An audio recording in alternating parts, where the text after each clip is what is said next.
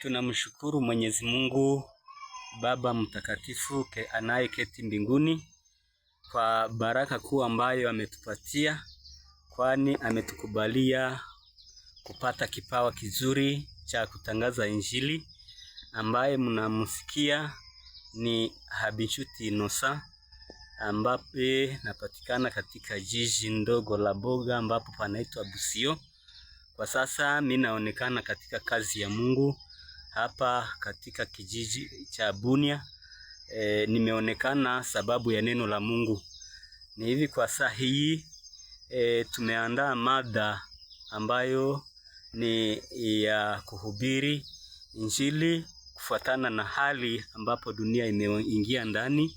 Mada ya leo tumeandaa ni hitaji kubwa kwa ulimwengu. Hitaji kubwa la ulimwengu. Imeonekana kwamba dunia imeingia katika hatari kubwa sababu ya yale ambayo yametabiriwa tangu zamani hivi yametimia.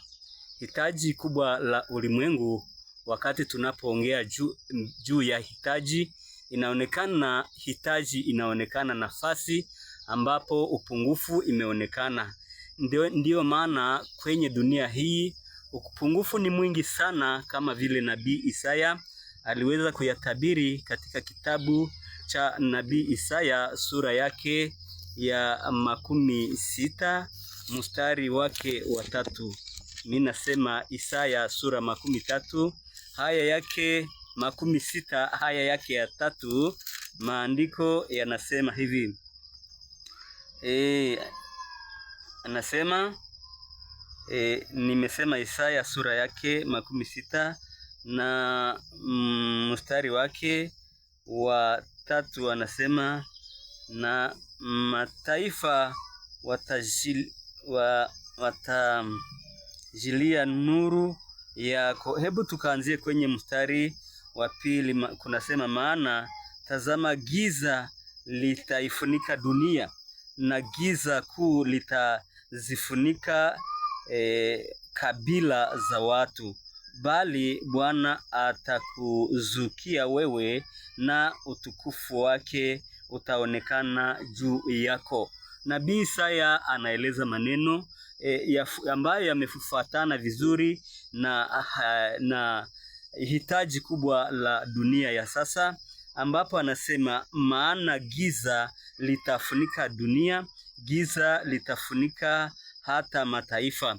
Kwa hiyo sio giza ambalo ni giza la usiku wa kufuatana na masaa na masiku, lakini ni giza kufuatana na jinsi watu wanakanusha neno la Mungu, wanakataa kulipokea neno la Mungu.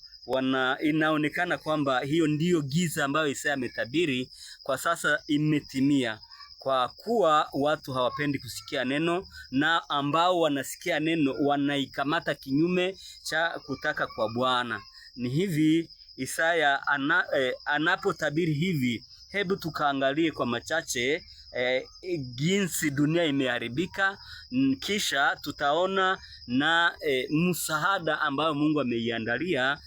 Kwa maneno machache, tukisoma katika kitabu cha Nabii Mika sura yake ya 7.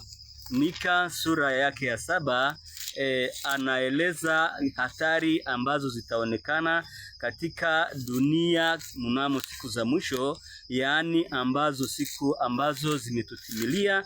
Mika sura 7 haya yake ya kwanza anasema, ole wangu, maana mimi ni kama hapo walipo kwisha kuyachuma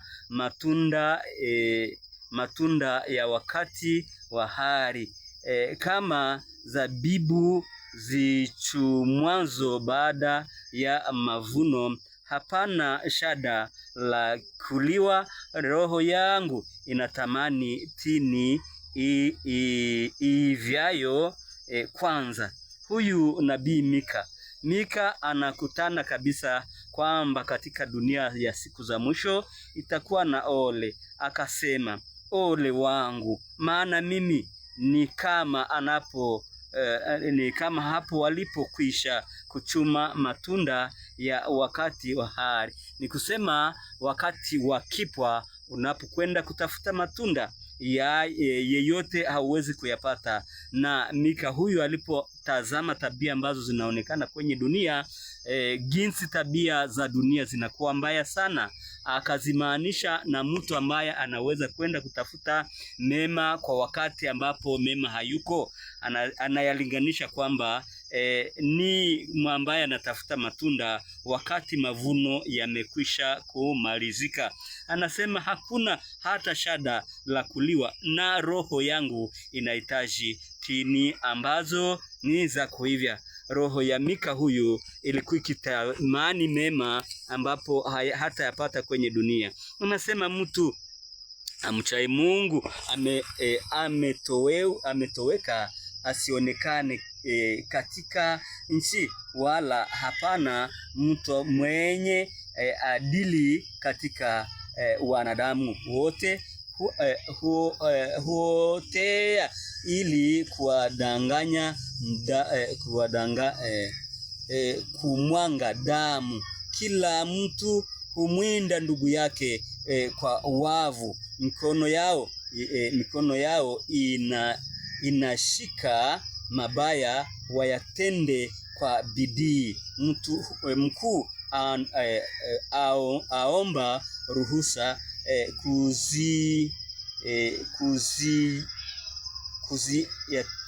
kuzia tayari kuipokea mtu mkuu. Hapa wanaendelea kueleza jinsi mikono ya watu kabisa ina juhudi kwa kumwanga damu. Hata mtu mkubwa anaendelea kwa kuonesha tabia zake. Yeremia kwenye sura 9 tutaendelea kuona hali ya dunia ya sasa. Hapo Yeremia kwenye sura yake ya 9 naye alitabiri hali ambayo itaonekana katika dunia hii. Lakini dunia imeingia katika hitaji kubwa kama vile tumeisha anza, kwa sababu mema yote hayamo duniani. Amesema mtu mzuri hutenda mabaya na kuyaonesha. Ni kusema hata katika makanisa, katika watu ambao wangelisimamia neno la Mungu na kulitangaza, nao wameonekana kuwa waregefu, wameregea zaidi, hawana mazuri ya kuonesha, kwa sababu neno la Mungu si ndani yao. Paulo mtume alipokuwa akieleza katika kitabu cha Waroma sura ya kwanza mstari wake wa 3, kisoma sura hiyo utakutana wakisema kwamba wale ambao wamepokea neno la Mungu hawakulionesha, wamempokea Mungu, hawakumuonesha kama Mungu mkuu, lakini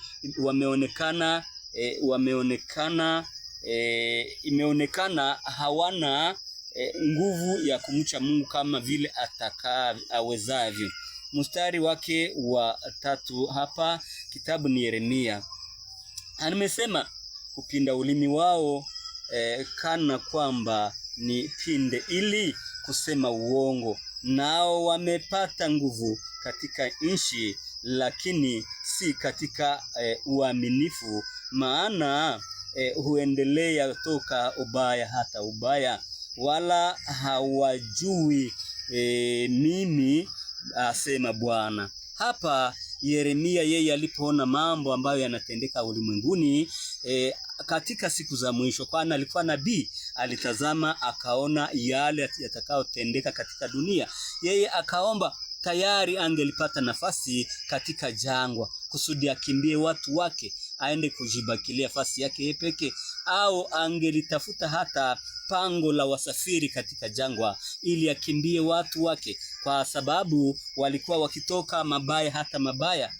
Mtu mbaya kila mtu huwa akipinda ulimi. Anasema anapinda ulimi kama vile muwindaji anapopinda mshale kwa kuua wanyama. Hivyo ndivyo mwanadamu kila yeyote hupinda ulimi kwa kusema uongo. Sasa msaada ambayo dunia inahitajika ni lini, ni wapi, msaada gani? Hebu tukaone kitabu ambacho kitatusaidia hapa yaani Elia watatu. Elia watatu inaandikiwa katika ni lugha mbalimbali, lakini mimi nitasoma maneno machache katika hiki kitabu cha Elia watatu, walipoeleza hitaji ambalo linaweza kusaidia mwanadamu. Anasema kwa sasa tunaishi katika dunia ambapo wengi wamedanganyiwa. Ni Elia watatu, kitabu kinaitwa Elia watatu, ukurasa wake wa 4. Hapo kwenye paragrafi karibia kuisha, anasema kwa sasa tunaishi katika dunia ambapo watu wengi wamedanganyiwa kwa sababu ya upendo wa Mungu imesimamisha watengenezaji kama vile ilivyotabiriwa katika kitabu cha nabii Isaya kusema kwamba tengenezeni njia ya Bwana, nyorosheni mapito yake. Kila bonde litajazwa na kila mlima itashushwa yote, hata na kilima kidogo itanyoroshwa.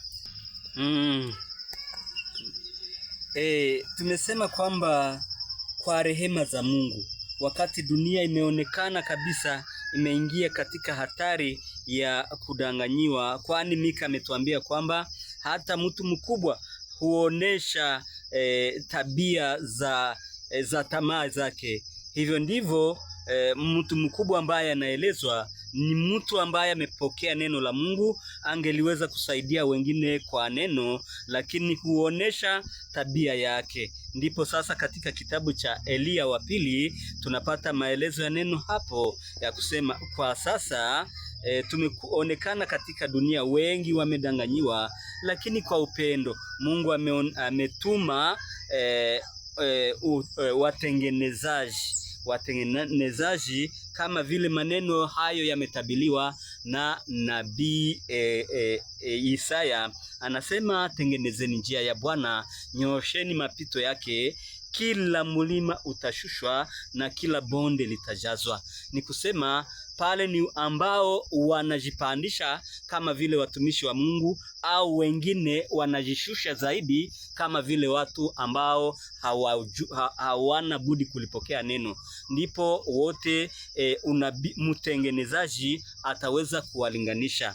Ni kusema ni mapastere ambao wanatangaza neno la uongo, wanajifanya kwa kama vile kilima, na bonde ambao wanajishusha ni wale ambao hawajui neno. Wakati mtengenezaji atakapokuja, ataonekana kama vile msaada, kwa sababu kwanza tabia zitatengenezwa. Ndiyo maana hata katika watengenezaji inafaa kuchunguza vizuri, kwa sababu watengenezaji wengine hawapendi uhuisho, wanapendelea kuitwa watengenezaji, lakini hawawezi kubadilisha tabia zao za kipagano za zamani. Wanaendelea kuwa watengenezaji, lakini wakisema uongo, wanaendelea kuwa watengenezaji, lakini hawapendi kusimamia neno kama ilivyo. Kwa hiyo Mungu amekubali watengenezaji wanaofanya kazi ya uhuisho kusudi waonekane kwa kuikomboa dunia, kwa sababu hatari ambazo zinaonekana katika dunia ni nyingi. Msaada ambayo inahitajika ni lazima ionekane waziwazi, kama vile msaada ambayo ilionekana wakati dunia ilikuwa imeingia katika tena hatari ila Kiyahudi, ambapo walikuwa hawapendi kulipokea neno, walikuwa hawapendi kutembea kama vile Yesu Kristo atakavyo. Ndipo Yesu akamtuma kwanza Yohana mtangulizi wake kusudi aweze akamtangulie kwa kutangaza neno. Kitabu ni Tumaini la Vizazi Vyote, Tumaini la Vizazi Vyote, ukurasa wake wa 18, ukurasa wa 18, anasema hivi, kitabu ni Tumaini la Vizazi Vyote, ukurasa wake wa 18. Tukiharakisha kwa kumaliza, anasema baadhi ya Wayahudi walisimama imara na kuyatunza maagizo ya Mungu kamili. Hapa tulitaka waelezea kwamba hata vile kwa wakati wa Yesu Kristo dunia ilikuwa imeingia katika, tumekwisha kusema kwenye ukurasa wake wa 17 afadhali anasema desturi ya kikafiri ilikuwa ikitolewa katika watu walitamani dini itakayo waridhisha watu waliokuwa wakitaka kujua zaidi. Walikuwa wakimtafuta Mungu ili wapate kuelewa yatakayotokea. Hapa anatuambia kwamba hata wakati mbele Yesu Kristo atokee, kulikuwa desturi ya kikafiri ambayo ilikuwa ikitokea. Mpaka sasa watu wengi kama vile Wayahudi wa zamani walikuwa wakijiita kwamba ni watu wa Mungu,